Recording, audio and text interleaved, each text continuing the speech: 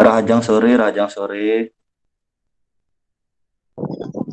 Rajang sore, Pak.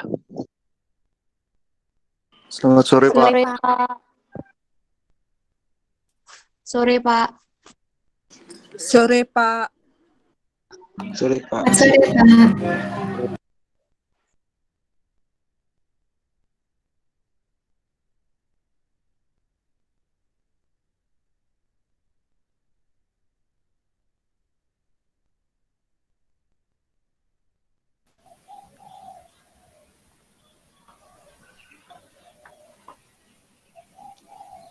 Oke, selamat sore semuanya. Apa kabar?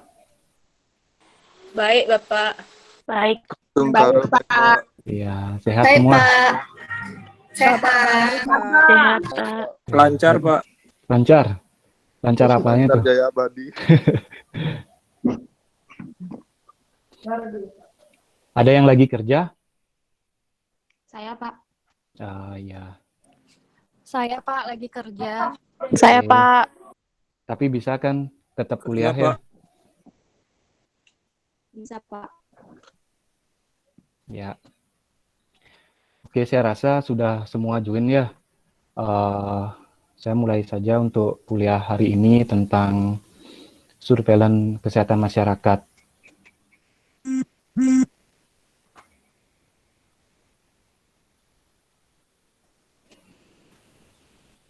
Oke, semua sudah kelihatan di layar kalian. Judulnya Kontrak Perkuliahan Program Studi Kesehatan Masyarakat Fakultas Ilmu Kesehatan, Sains dan Teknologi Universitas Dianapura.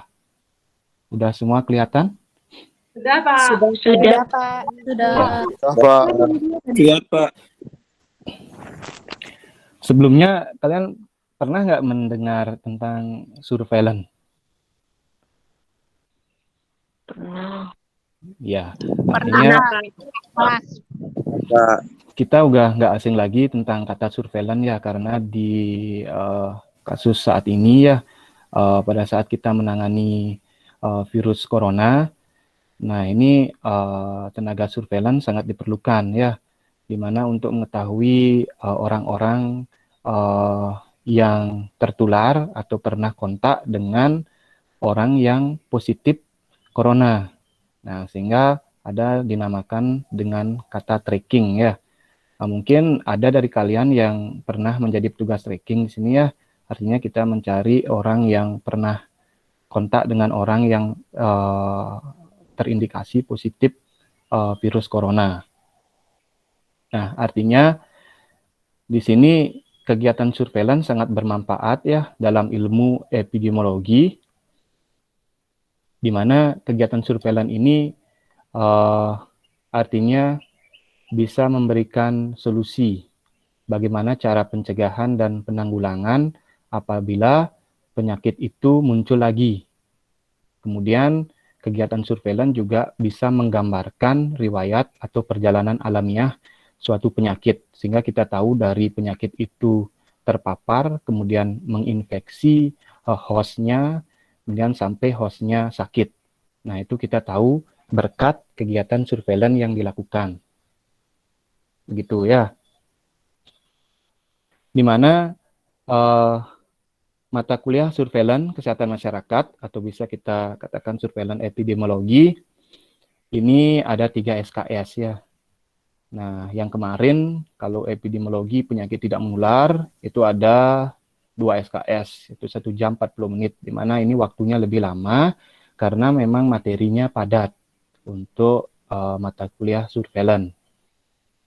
Di mata kuliah surveillance ini juga kita akan ada perhitungan ya, metode perhitungan baik itu besaran surveillance yang bisa kita sebut sebagai kegiatan screening ya, sensitivitas dan spesifisitas, nanti di sana kita kenal ya, kita ada menghitung berapa besaran sensitivitas dan berapa besaran spesifisitas, sehingga kita tahu angka validitas atau reliabilitas suatu alat yang kita pakai untuk mengukur ya, mengukur host yang terserang penyakit. Begitu. Nah, nanti kita akan juga ada sejenis praktikum, tapi praktikum online. Nanti mungkin saya ada beberapa metode nanti mengajarkan kalian tentang rumus-rumus sensitivitas dan spesifisitas ya. Nanti saya akan berikan di akhir pertengahan semester. Artinya sebelum kalian ujian tengah semester, kalian sudah bisa memahami bagaimana cara menghitung nilai sensitivitas dan nilai spesifisitas. Nah, itu di kegiatan screening biasanya kita perlukan ya, kegiatan deteksi dini. Oke. Manfaat mata kuliah. Mata kuliah ini akan memberikan pemahaman kepada mahasiswa dan mampu merancang dan menyelenggarakan kegiatan surveillance guna meramalkan, mengkaji, dan menganalisis pola penyakit di masa mendatang. Nah, hal ini merupakan salah satu faktor pendukung upaya pencegahan dan penanggulangan masalah kesehatan oleh berbagai sektor. Artinya, dengan kegiatan surveillance, bukan saja kita sebatas pengumpulan data, bukan saja kita sebatas pengolahan dan analisis data, tapi kegiatan surveillance ini juga bisa meramalkan kejadian di masa yang akan datang. Nah, sehingga apabila penyakit itu muncul lagi, nah kita tahu cara pencegahan dan penanggulangannya. Sehingga peningkatan kasus tidak seperti masa-masa sebelumnya. Nah, contoh misalnya kita melaksanakan surveillance demam berdarah, ya itu adalah salah satu bagian dari surveillance penyakit menular. Nah, kegiatan surveillance demam berdarah sebenarnya sudah dilakukan sebelum-sebelumnya, ya. Artinya dari kita mengumpulkan data kasus orang yang terserang demam berdarah, kemudian sampai kita tahu cara pencegahan dan penanggulangannya. Nah, apabila terjadi kegiatan atau kasus DBD di masyarakat, masyarakat sudah cepat tanggap ya, tahu bagaimana cara penanggulangannya, kemudian bagaimana cara pencegahannya, sehingga kejadian kematian yang sebelumnya terjadi akibat demam berdarah itu tidak terjadi lagi di masa yang akan datang, gitu ya. Sama seperti kasus COVID-19 ya. Sekarang masyarakat sudah tahu bagaimana cara pencegahannya, di mana dengan kegiatan social distancing atau physical distancing ya, kemudian dengan memakai masker, kemudian dengan rajin mencuci tangan, itu adalah salah satu pencegahan COVID-19 ya, virus corona, di mana hal itu didapat dari kegiatan surveillance sebelumnya, begitu ya. Sehingga masyarakat tahu cara mencegah penyakit itu supaya tidak menular. Kemudian deskripsi mata kuliah. Pada mata kuliah surveillance epidemiologi akan dibahas mengenai konsep dasar surveillance ya, di mana konsep dasar surveillance itu melingkupi pengertian, kemudian tujuan, ruang lingkup surveillance, komponen sistem surveillance, dan surveillance penyakit seperti TB, campak, HIV, dan lain-lain ya, termasuk kejadian luar biasa atau wabah dan screening. Nah, selain itu juga akan dibahas metode penelitian epidemiologi. Nah, sebenarnya kalau ada pertanyaan, Pak, apa sebenarnya perbedaan antara penelitian dengan kegiatan surveillance? Gitu ya. Karena dalam kegiatan surveillance, nah langkah-langkah penelitian juga ada di dalamnya.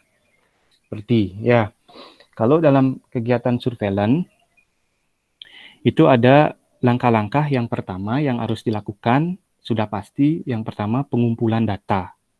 Ya, pada kegiatan surveillance. Pada kegiatan penelitian itu juga ada kegiatan pengumpulan data. Ya. Kemudian yang kedua, setelah data itu dikumpulkan, data itu kita apakan? Kita olah ya, ada pengolahan data. Nah, ada coding di sana ya. Setelah kita kumpulkan, ada coding, ada cleaning data, supaya data yang akan kita analisis nanti itu benar-benar data yang akurat. Gitu ya. Nah, itu ada pengolahan data. Di penelitian pun juga ada pengolahan data. Setelah pengolahan data, ada analisis data. Di surveillance juga ada analisis data. Analisisnya misalnya dengan analisis univariat dan analisis bivariat. Gitu ya. Nah, bedanya antara penelitian dan surveillance, penelitian itu hanya dilakukan sekali. Ya, setelah mendapatkan hasil, ya begitu saja, disimpulkan hasilnya, kemudian bisa dibaca oleh peneliti-peneliti lain. Kalau kegiatan surveillance itu sifatnya ongoing, ya, berulang terus sampai kasus itu tidak terjadi lagi. Ya, artinya kalau kembali ke contoh yang tadi, ada surveillance DBD misalnya, sampai DBD itu masih ada, ya, di masa yang akan datang juga ada kasusnya, di masa-masa yang akan datang juga masih ada kasusnya, itu pasti terus akan dilakukan kegiatan surveillance DBD. Ya, untuk menemukan kelemahan-kelemahan kegiatan surveillance sebelumnya. Begitu ya. Nah, itu artinya kegiatan surveillance. Kalau penelitian DBD itu cuma sekali. Ya, artinya kita sudah mendapatkan hasil, misalnya penelitian tentang angka bebas jentik, kita sudah mendapatkan hasilnya berapa, ya sekian. Kalau surveillance itu ongoing sifatnya, ya, berlanjut. Tunggu sebentar, ini ada teman yang join. Oke, sudah saya terima ya.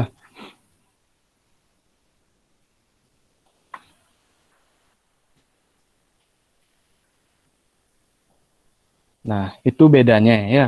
Kalau ada pertanyaan apa beda penelitian dengan kegiatan surveillance, artinya kegiatan surveillance itu bersifat ongoing terus-menerus sampai kasus itu tidak ada lagi atau tidak muncul.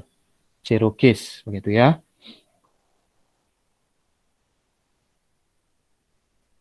Lanjut ke standar kompetensi ya.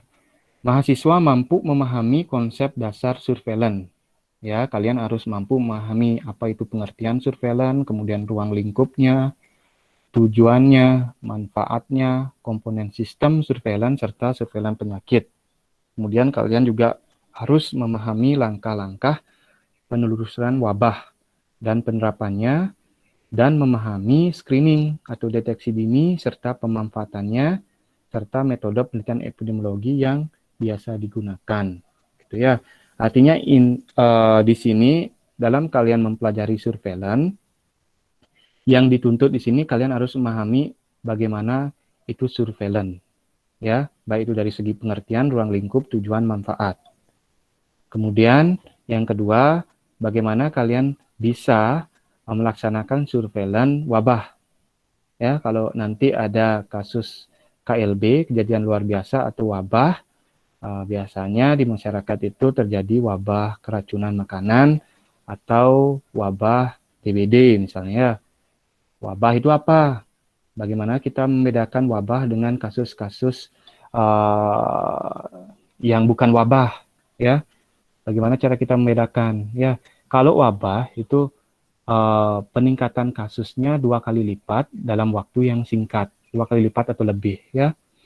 Misalnya dalam waktu hitungan beberapa jam itu peningkatan kasusnya sudah 2 kali lipat atau lebih. Nah, itu bisa kita sebut sebagai wabah. Kalau peningkatan kasusnya 2 kali lipat, tapi waktunya tidak singkat, misalnya di bulan ini ada 1 kasus, di bulan depannya ada 2 kasus. Nah, itu tidak bisa kita sebut sebagai wabah, ya.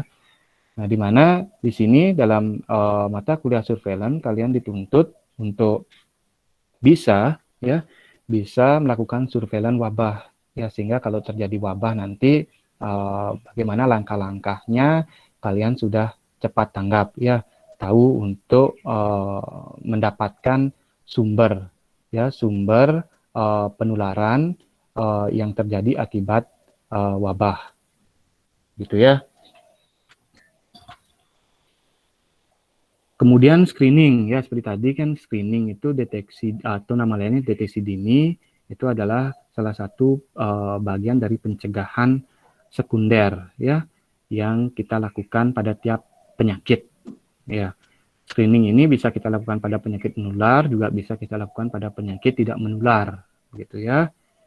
Nah, dalam kegiatan screening ini kita artinya dituntut untuk bisa mendeteksi secara dini apakah seseorang itu menderita suatu penyakit atau tidak. Nah, itu seperti kegiatan penyaringan ya.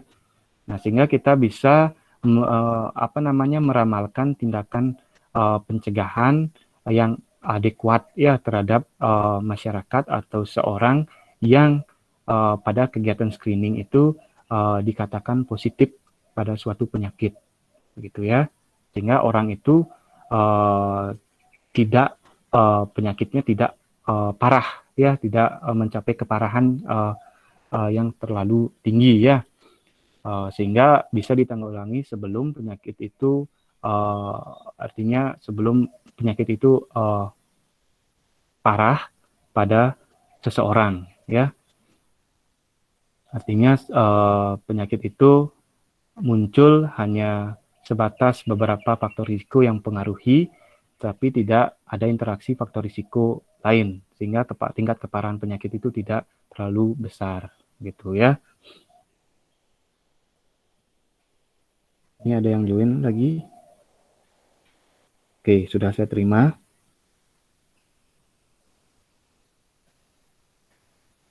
Kemudian kompetensi dasar.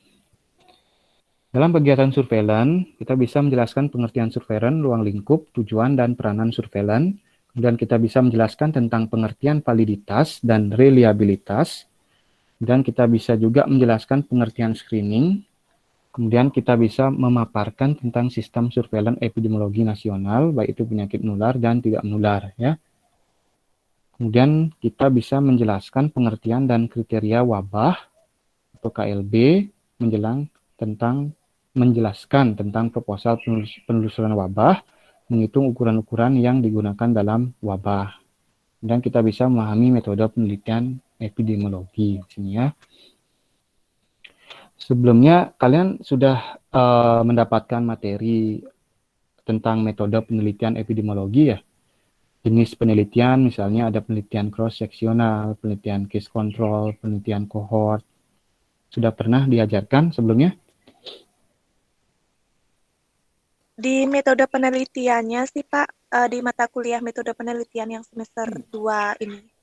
Ya, berarti kalian sudah pernah mendapatkan pengajaran tentang jenis-jenis penelitian, kemudian juga besar sampel, populasi, cara pengumpulan data, itu sudah ya? Sudah Pak. Sudah, Pak. Iya. Sampun Pak, sampun. Iya. Berarti kalau sudah ya artinya nanti saya tinggal mengikuti ya atau mereview ulang nanti ya bagaimana tahapan-tahapan metode penelitian epidemiologi ya. Kemudian dalam mata kuliah surveillance strategi perkuliahan itu ada ceramah ya, ceramah online. Kemudian ada juga diskusi kelompok dan presentasi juga nanti saya akan memberikan tugas kepada kalian ya, baik itu tugas kelompok atau tugas individu yang mungkin nanti kalian bisa presentasikan di online ya, presentasikan online. Kemudian teman-teman yang lain juga bisa mendengarkan. Sama seperti bagaimana kita di kelas ya, tapi cuma metodenya daring ya, begitu. Kemudian materi pokok yang akan diajarkan pada mata kuliah ini yaitu tentang surveillance, validitas dan reliabilitas, screening, penanggulangan dan pencegahan penyakit infeksi dan non-infeksi. Pengajarnya saya sendiri ya, tidak ada tim di sini. Kemudian bahan bacaannya ya sebagai berikut ya. Ini ada buku-buku yang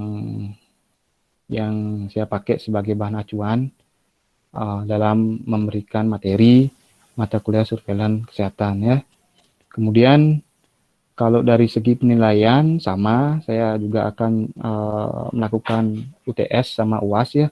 Mana UTS-nya 30%, UAS-nya 40%, dan ada penugasan 30%. Sama seperti epidemiologi penyakit tidak menular, itu ada UTS-nya. Ya. Nah, nanti UTS-nya soalnya bisa saja saya kasih EC semua ya. Kemudian UAS bisa saya kombinasikan antara opsional sama EC ya. Itu lewat Google Form biasanya saya kasih ya. Nanti kalian jawab lewat Google Form dengan batas waktu yang saya tentukan. Ini kriteria penilaian. Nah, ini jadwal kuliah ya.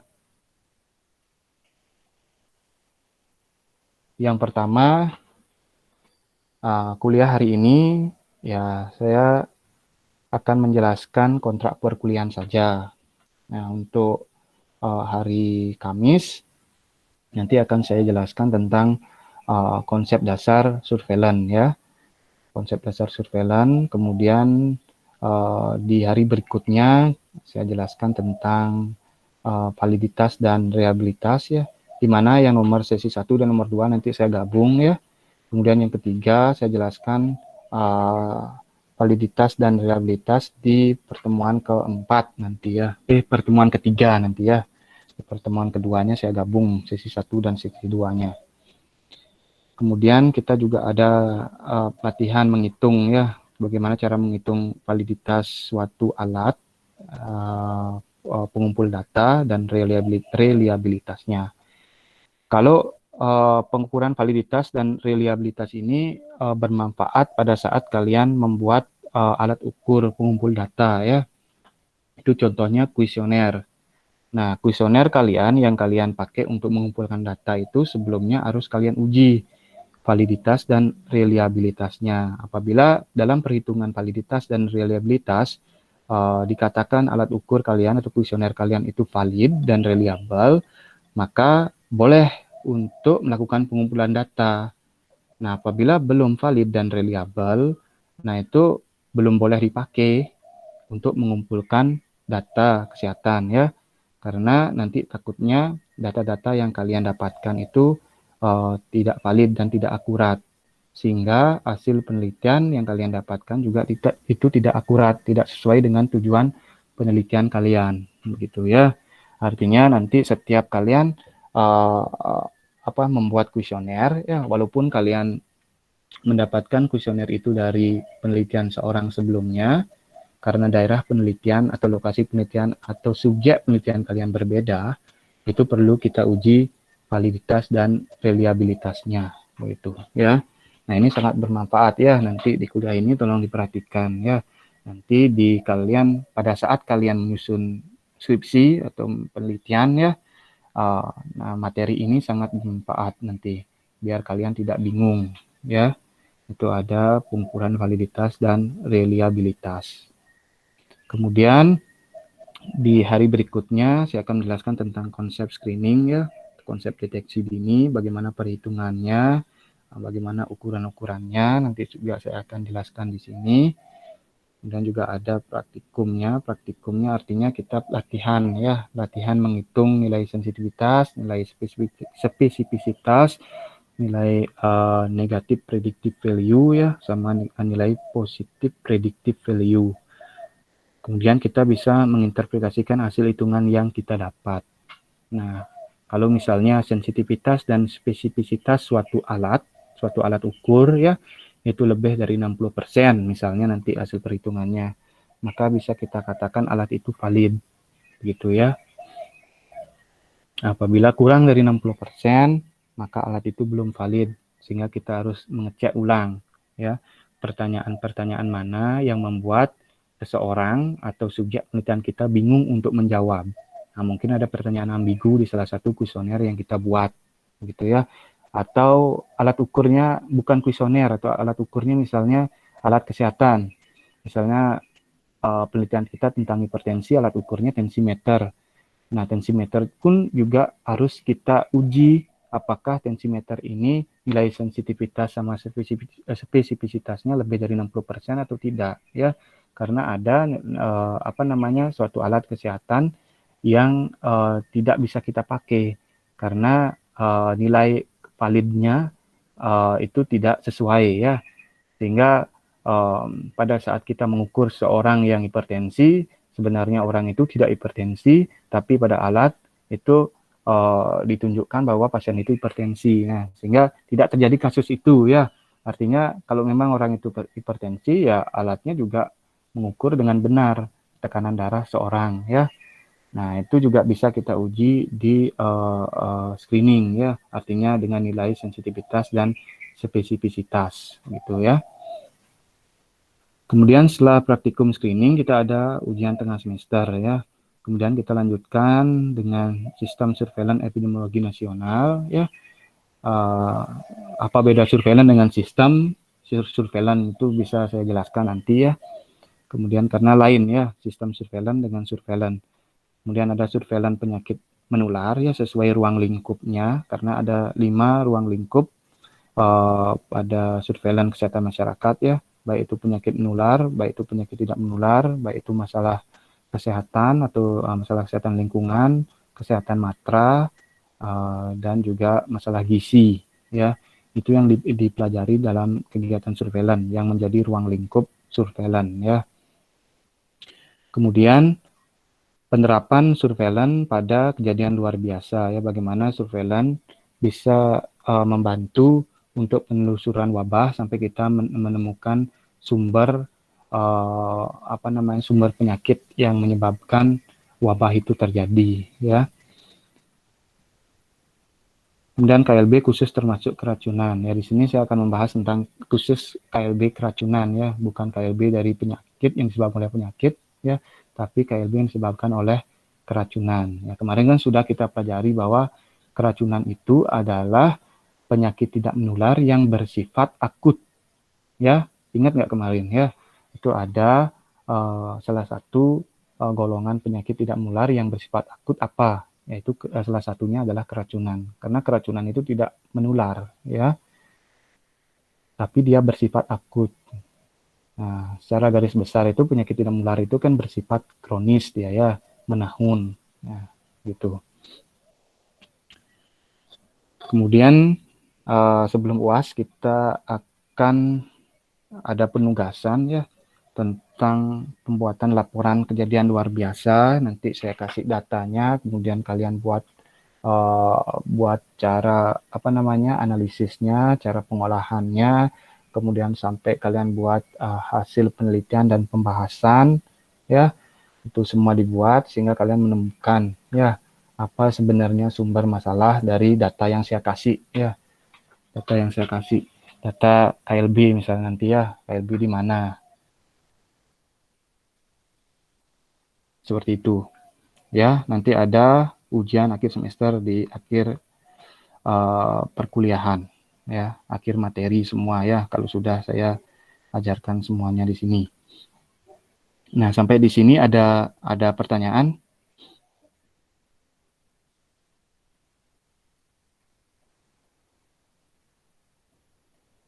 Selamat sore, Pak. Iya, selamat sore. Ya, saya Predi, Pak. Mau Ya. bertanya, Pak. Waktu semester 2 itu kan kita sempat diajarkan tentang metode penelitian kualitatif dan penelitian kuantitatif. Benar. Nah, ya. di sini kan ada metode penelitian epidemiologi, Pak. Itu seperti apa, Pak? Apakah sama dengan metode penelitian kualitatif dan kuantitatif atau Ya. ada yang membedakan? Terima kasih, Pak.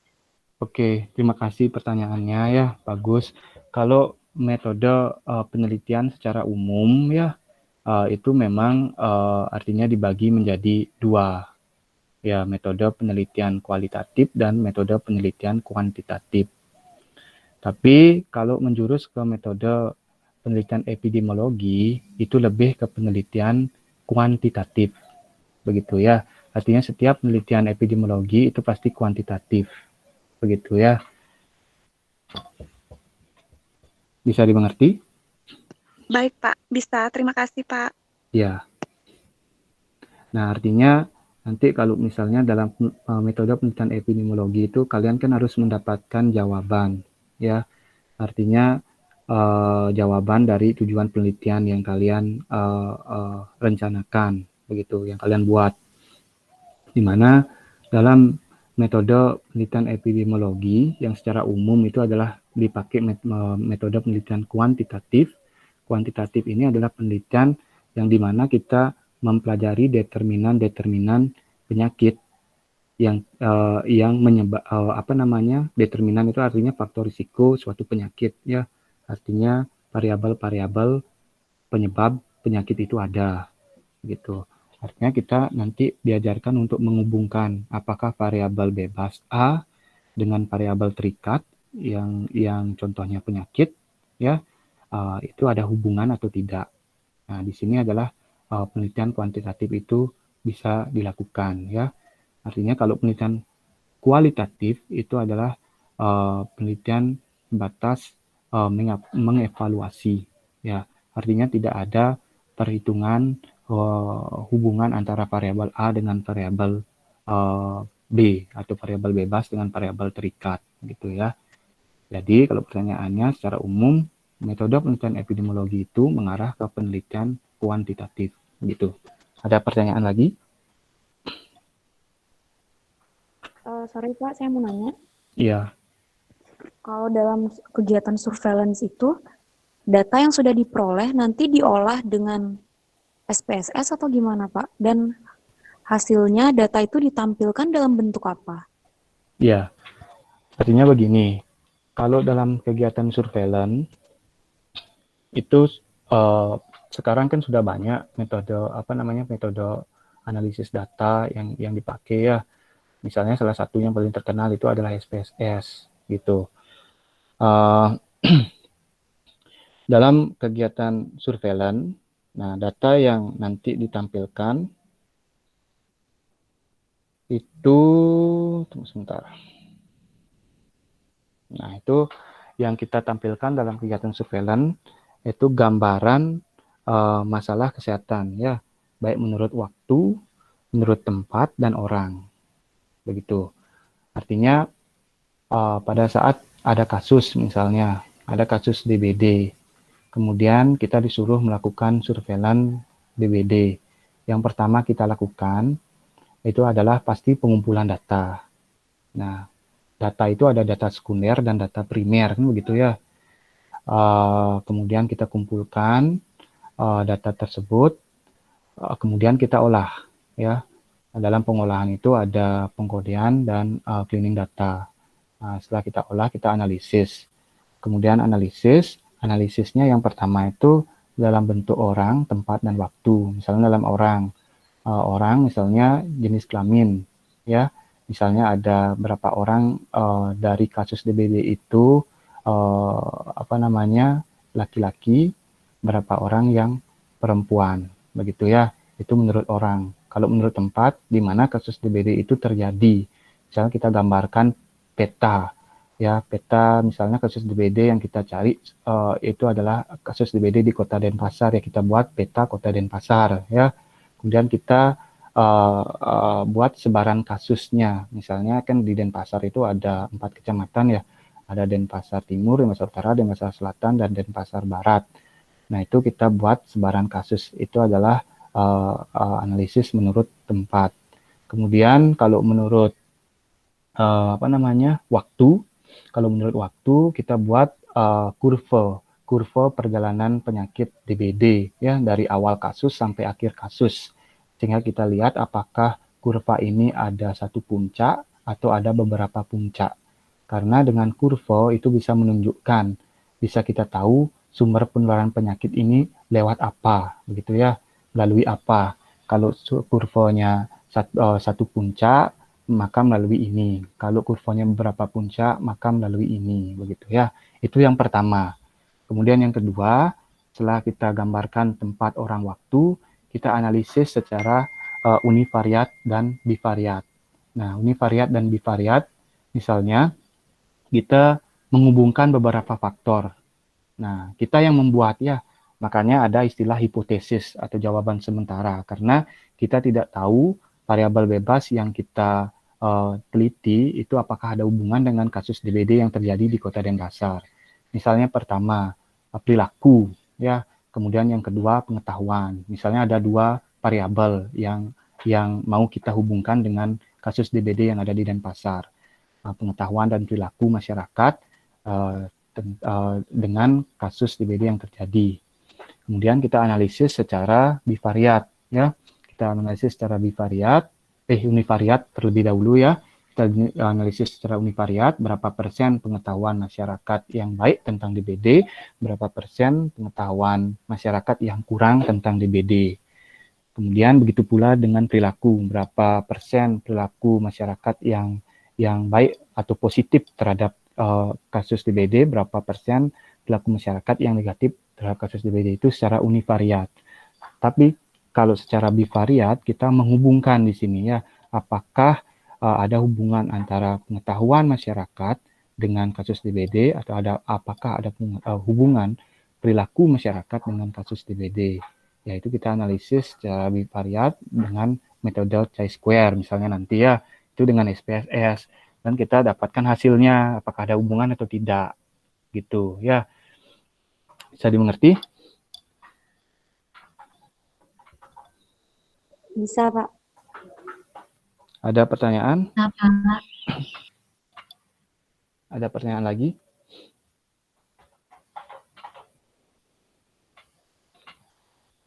Terlalu panjang ya saya menjelaskan, ya. Iya, Pak. Tapi sudah mengerti, ya? Kalian sudah mengerti, ya?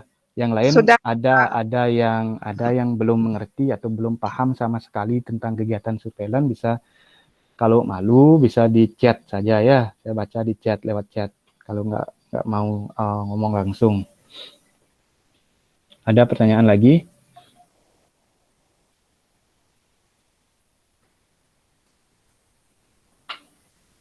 Nggak ada, ya.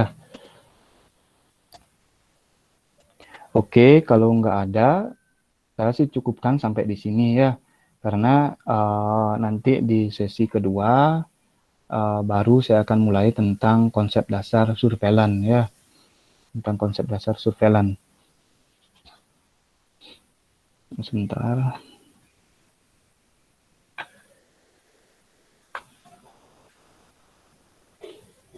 Oke.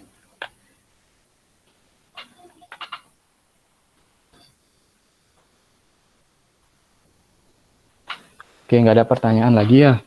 Nanti materi ini sudah saya upload di portal, ya.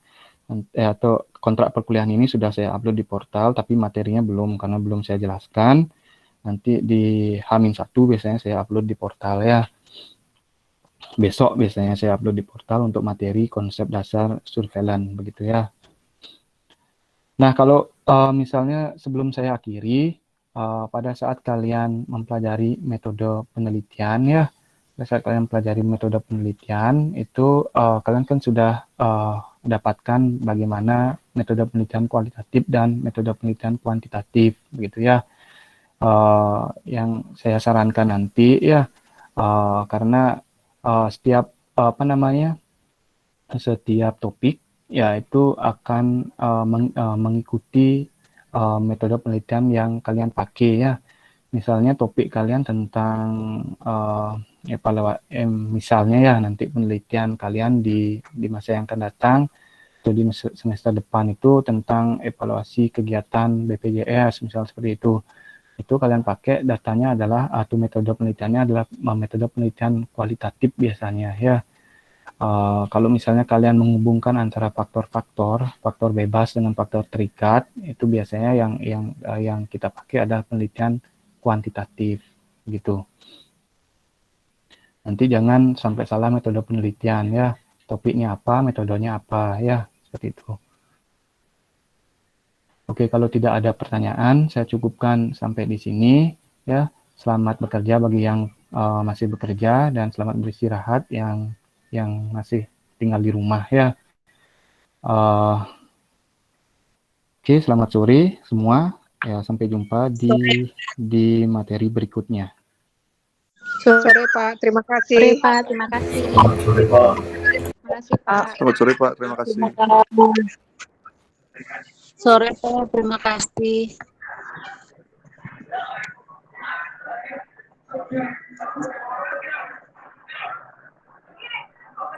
Selamat sore Pak, terima kasih.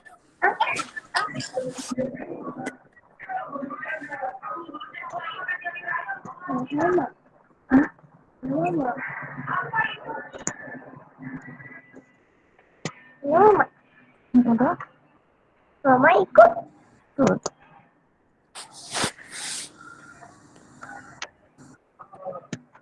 Ini teman-temannya Mama.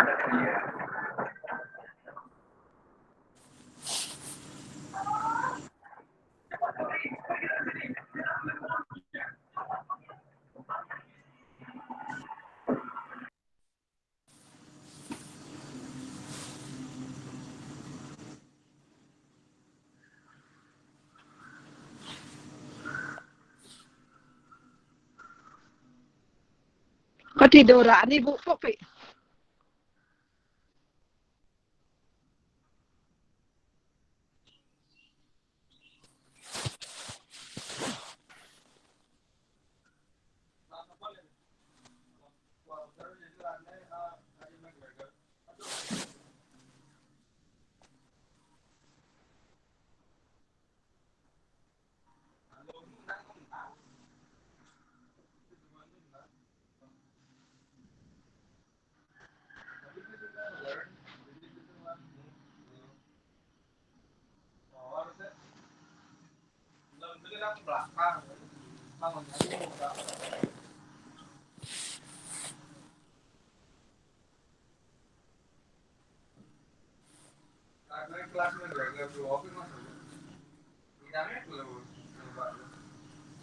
Nếu cái nghỉ đang nó leo vào cho mẹ nó nghỉ đang rồi.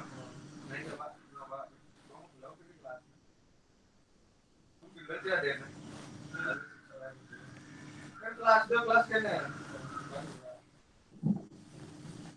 Saya kalau dulu saja. Ayo, saya kenapa sebenarnya udah di retire.